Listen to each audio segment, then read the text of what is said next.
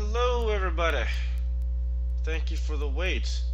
Again, I had some technical issues and I was busy with work. But my name is C-Royd, I make third strike videos, and this is Parrying Part 2. I'm not sure if you knew this, but when you're actually parrying in the air, the game actually kind of cheats and changes some game mechanics around. Well, it doesn't change the game mechanics. The game mechanics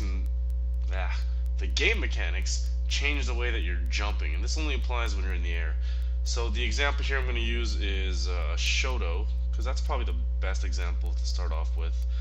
What you'll notice is that when I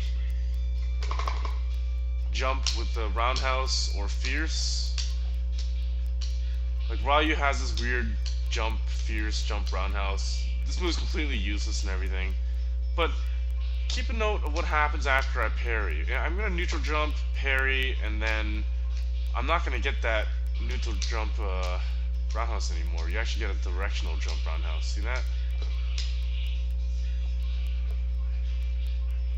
Here we go. See that? And same with the fierce. You don't get this weird fierce, you get this instead. I thought that was pretty cool. This applies to every single Shoto, and even Sean, who you can call him a Shoto if you want to get technical like that.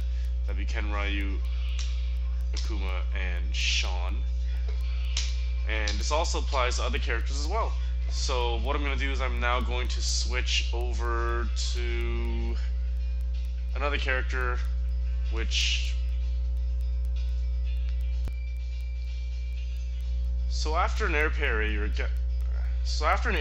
switched into a directional jump scenario. That's why you're actually getting directional jump moves, directional jump attacks, rather than neutral attacks. If you're already performing a back jump or a forward jump, then you'd figure that it's the same thing anyway, because you're going to get those same moves. But that's not actually the case. So we are going to record Sean and throw the basketball over and over again. And what this is going to do is that this is going to allow us to actually do an air parry, which is why you saw Ryu doing that parry earlier. La la la. Oh, shout out to Face NC from North Carolina. He's in Toronto for another couple days. Played some good games last week. Went to Love Yeti. I destroyed him with Chun-Li because Chun-Li is cheap. Well, he's Chun-Li too, so. Alright, that should be enough. Pause, down, and block training. So, again, we'll show you what we were doing before.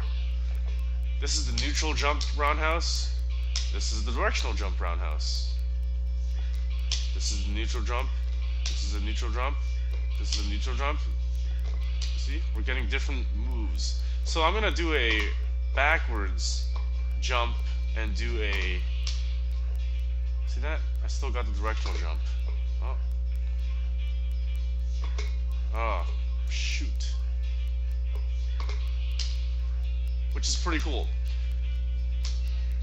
But not only are you in a directional jump, you are specifically put in a jump forward state. You're not back jumping, you're not neutral jumping. After a parry, you're always jumping forward, even if you're moving backwards. That doesn't make any sense, but guess what? If I did a back jump and parried,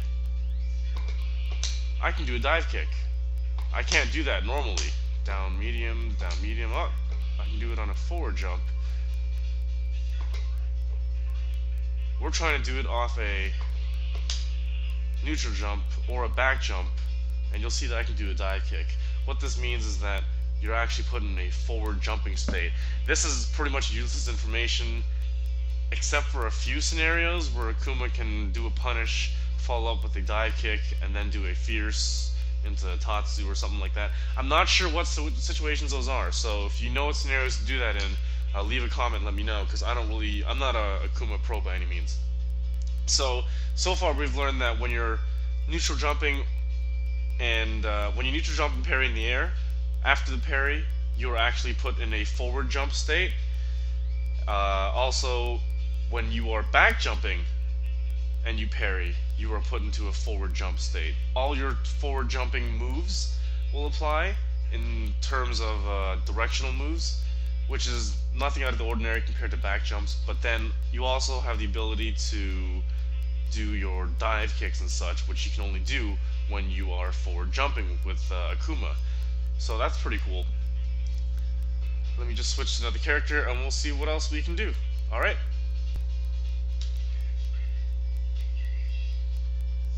Alright, let's see if I can do this with Yun now.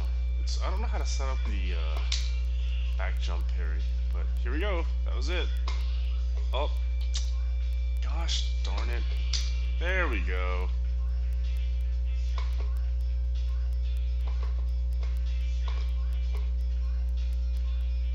One more. Nope. So I'm assuming you get the point by now.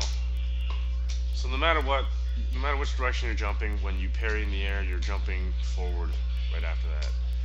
So you might think this actually isn't important, but can you think of where you've seen this before, or where this was actually useful? Now, even if you didn't know this, chances are you've seen this before as a Street Fighter player, or even a gamer in general. So think about it, because I'm about to show you why. Yeah, I hope you recognize this. So here's the video I was talking about. This is the video that pretty much made Third Strike, it put it back on the map for another couple of years. I think Third Strike is a dead game, and, you know, I mean, except for Third Strike Online Edition. In terms of tournament play, it's a dead game a while ago. I took this video from someone on YouTube, so I stole it. Shout out to Foolish on YouTube for hosting this video. You didn't give me permission, but you weren't supposed to record this video anyway, I don't think. And it's not yours anymore. You know, it's Google's now, because you uploaded it.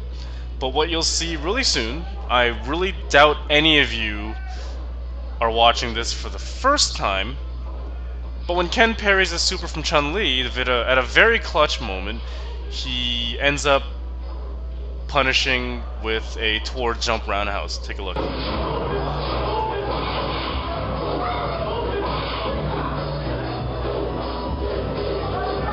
we go.